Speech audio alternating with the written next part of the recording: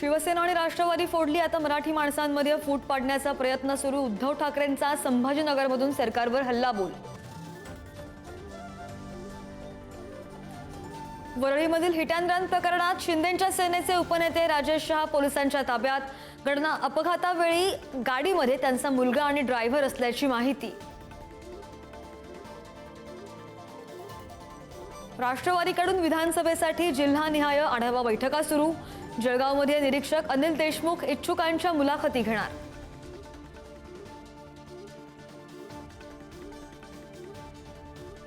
विधानसभेसाठी सोलापूरमध्ये काँग्रेसचीही जोरदार तयारी। प्रणिती शिंदेंच्या उपस्थितीमध्ये मेळावा, कार्यकर्त्यांना करणार मार्गदर्शन। उपमुख्यमंत्री अजित पवारांचा वारीमध्ये सहभाग। बारामतीमध्ये संत तुकोबांच्या वारीमध्ये अजित पवार सहभागी। मुंबईसह उपनगरांना रात्रभर मुसळधार पावसानं झोडपलं। कोकण पश्चिम महाराष्ट्रामध्ये सुद्धा जोर कायम, तर पनवेल आणि कळंबोलीमध्ये मोठ्या प्रमाणात साचलं पाणी।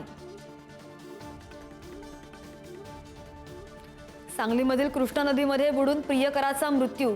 प्रेयसीसोबत सेल्फी काढत असताना घडली दुर्घटना। मुसळधार पावसामुळे कृष्णा नदीला पूर।